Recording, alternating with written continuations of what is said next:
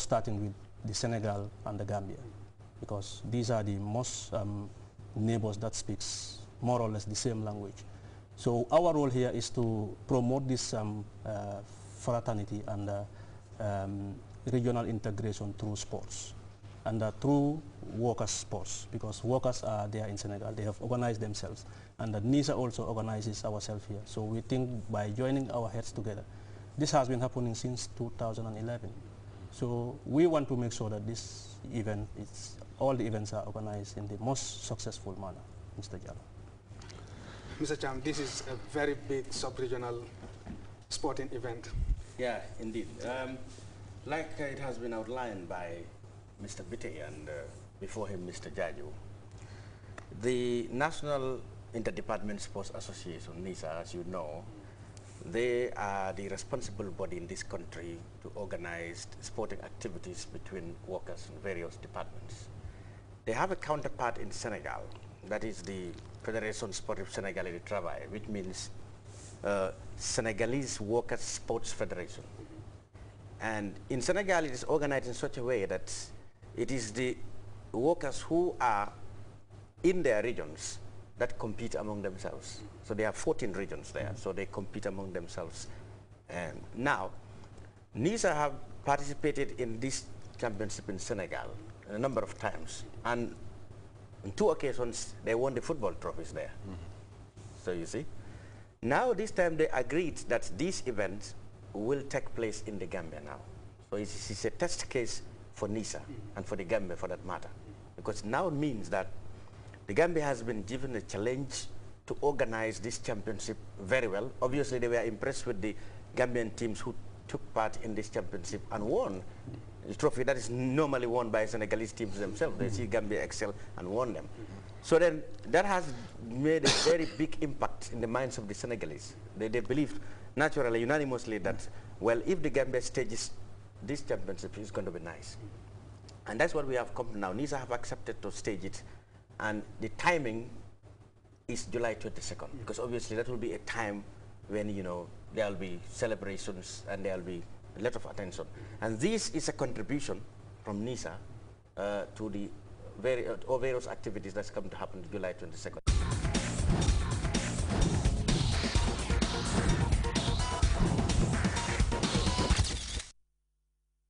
And finally, John Terry denies charges of racially abusing QPR's Anton Ferdinand, plus a roundup of other sports stories making the headlines in this report.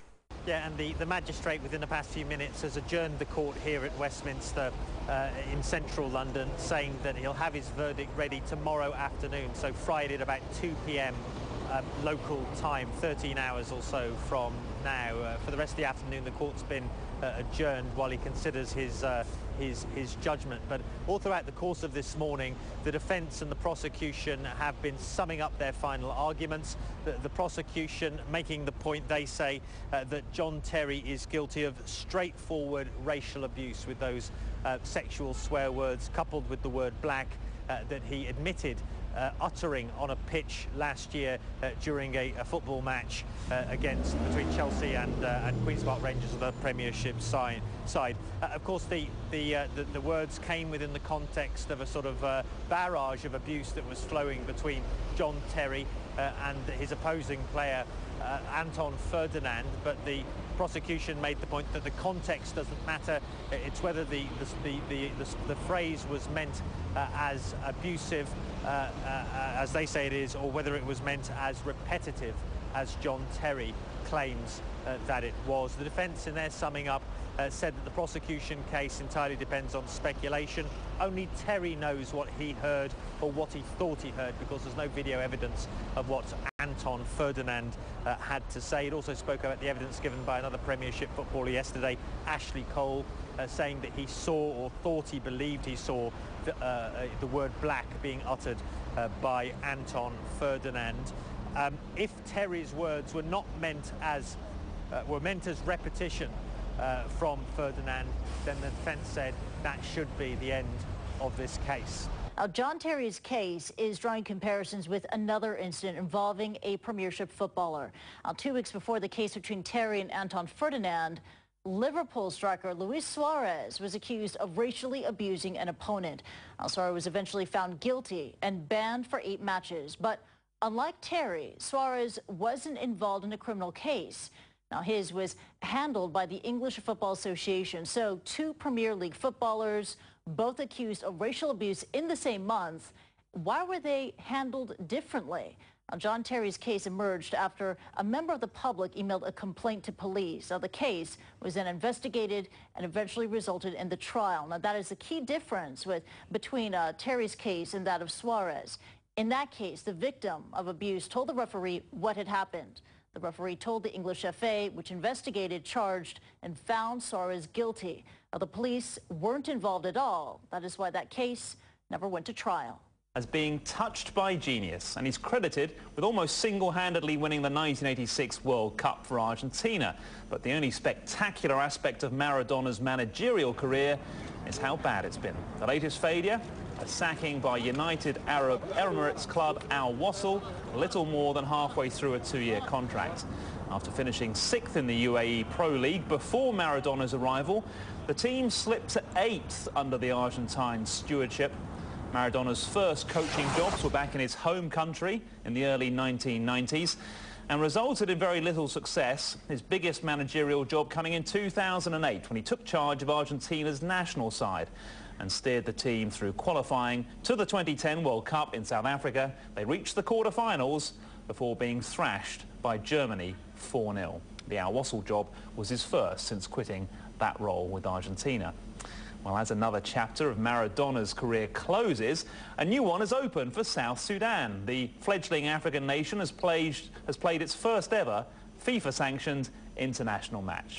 South Sudan's national football team plays its debut international fixture at the stadium in Juba. It's an occasion for an outpouring of national pride. Africa's newest nation, just 1-year-old this week, held Uganda to a draw in a fixture supervised by World Soccer Organization FIFA. In the match, Uganda opened the score, but the South Sudanese equalised minutes later from the penalty spot. The match ended in a 2-2 draw. Happy for playing national team, but here is good. But the team is no good, but every time is strong. No problem. South Sudan's Serbian coach Zoran Djordjevic is delighted with the achievement of his squad, which includes several professionals playing in Sudan and other East African nations. After minting its new currency and flying its new flag, the country can now show off its soccer team, representing a new source of pride for the young nation. A lot of painful story here, a lot of sadness, a lot of families stay without brothers, mothers, sisters, and for that reason this game was really like final of revolution. What the country needs next is a new stadium worthy of international encounters, as well as an academy and commercial sponsorship. Next target date is the qualification round for the Africa Cup of Nations in 2014. Some believers think they can even aim for the Football World Cup in Brazil later that year. With that, we come to the end of this edition of Sports Tonight. Thanks for the pleasure of your company. But before we go, just to remind you that the Gambia Under-17 women's football team are drawn in the same group with USA, France, and the Democratic People's Republic of Korea in the FIFA Under-17 Women's World Cup in Azerbaijan. Sports Tonight will be back next week. Until then, keep sporting.